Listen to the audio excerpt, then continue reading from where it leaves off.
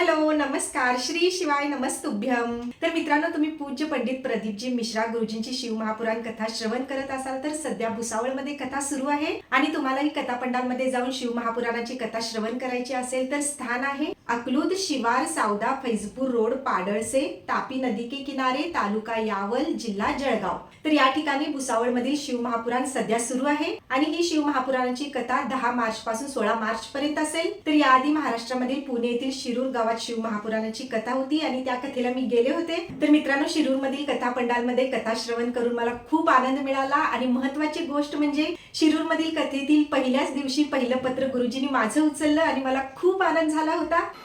योगिता लक्ष्मीकांत यंदे है। मैं कर्नाटक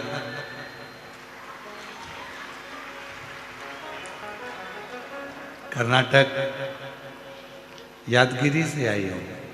आप ही हैं? हिला तो आते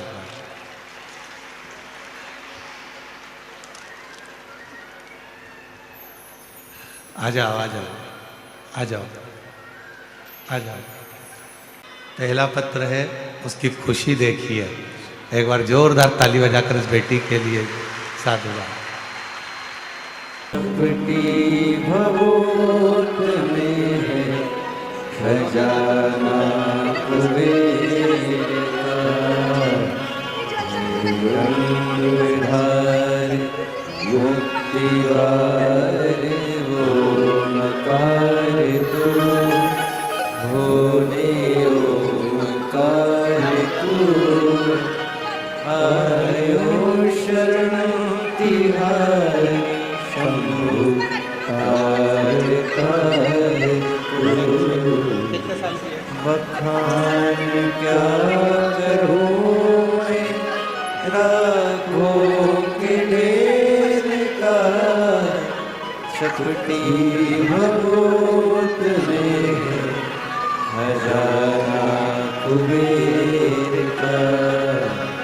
तर ज्यावेळी लास्ट टाइम पुणे येथील सांगवी येथे शिव महापुराणाची कथा होती ना, तेव्हाही मी पुण्यामध्ये कथा श्रवण करण्यासाठी गेले होते। तर तेव्हा मला काही समस्या होत्या आणि आता सध्या शिरूरमध्ये झालेल्या कथेमध्ये बाबांनी माझं सर्व समस्यातून मला मुक्त केलं होतं, म्हणून मी पत्र घेऊन गेले होते आणि गुरुजींनी पहिल्याच दिवशी माझं पहिलं पत्र उचललं। तर मला खूप आनंद झाला होता, माझा आनंद गगनात मावेनासा झाला होता। तर घरात मी पत्र लिहिलं आणि शिवालयामध्ये जाऊन 1 लोटा जल चढवलं, महादेवांना बोलले की बाबा मला तुझी समस्या होती त्यातून मला मुक्त केलं आहे, त्यासाठी मी हे पत्र लिहिलं आहे। तर गुरुजी माझे पत्र उचलून देत आणि गुरुजींच्या मुखात माझं नाव येऊन दे असं मी शिवलिंगाला माझं पत्र लावून मी कथा पंडालमध्ये बसण्यासाठी गेले होते आणि पहिल्याच दिवशी गुरुजींनी पहिलं पत्र माझं उचललं आणि मला खूप आनंद झाला। तर तुम्ही शिरूर मधल्या पहिल्या दिवसाचा व्हिडिओ पाहू शकता। गुरुजींनी पहिलं पत्र माझं उचललं होतं आणि मला किती आनंद झाला होता त्या व्हिडिओमध्ये तुम्ही पाहू शकता। तसंच शिरूरच्या पंडालमधील खूप साऱ्या भक्तांचे मी अनुभव घेतले, तर खूप सुंदर सुंदर अनुभव होते। भक्तांचे अनुभव ऐकत असताना माझं हृदय भरून येत होतं। तर शिरूरच्या पंडालमध्ये भक्तांना अनुभव ऐकत असताना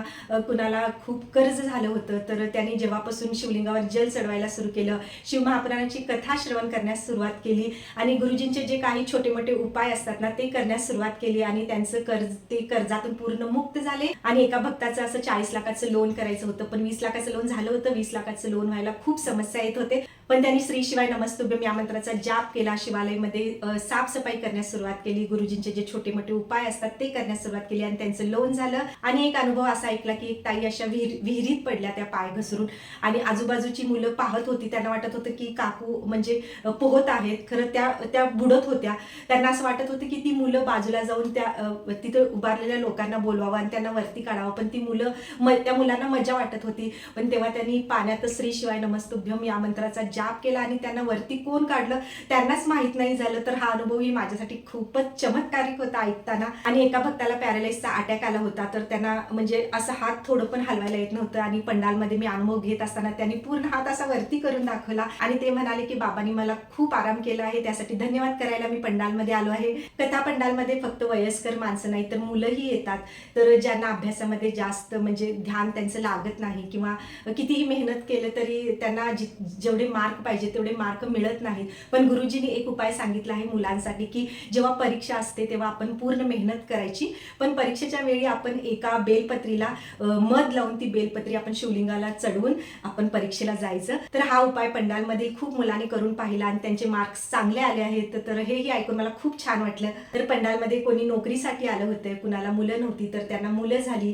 तर असे खूप अनुभव मी घेतले आहेत. तर या आधीचे व्हिडिओ तुम्ही पाहू शकता. तर 7 दिवस शिरूरच्या कथा पंडालमधील भक्तांचे अनुभव या आधीच्या व्हिडिओमध्ये मी अपलोड केले आहेत. तुम्ही 7 दिवसाचे व्हिडिओ पाहू शकता. तर माझ्या इथून शिवमहापुराणाची कथा जवळपास कुठेही असेल तर मी आवर्जून जाते, कारण शिवमहापुराण कथा पंडालमध्ये बसून कथा श्रवण करणं यात एक वेगळाच आनंद असतो, वेगळं सुख सुकून असतो. आणि जो भक्त कथा पंडालमध्ये बसून शिवमहापुराणाची कथा श्रवण करतो त्यालाच हा आनंद अनुभवता येतो. तर मित्रांनो, तुम्हीही शिवमहापुराणाची कथा नियमितपणे श्रवण करत असाल आणि तुम्हाला काही अनुभव आले असेल तर तुम्ही मला कमेंटद्वारे कळवू शकता. तर मित्रांनो, तुम्ही भुसावळच्या आसपास राहत असाल तर एक दिवस तरी पंडालमध्ये बसून शिवमहापुराणाची कथा श्रवण करा, तुम्हाला खूप छान अनुभव येतील. आणि हा व्हिडिओ तुम्हाला कसा वाटला जरूर कमेंट करा. आवडला तर लाईक करा. चॅनलवर नवीन असाल तर सबस्क्राईब करून सपोर्ट करा. भेटूया पुढच्या व्हिडिओ सोबत. तोपर्यंत तुम्हा सर्वांना श्री शिवाय नमस्तुभ्यम.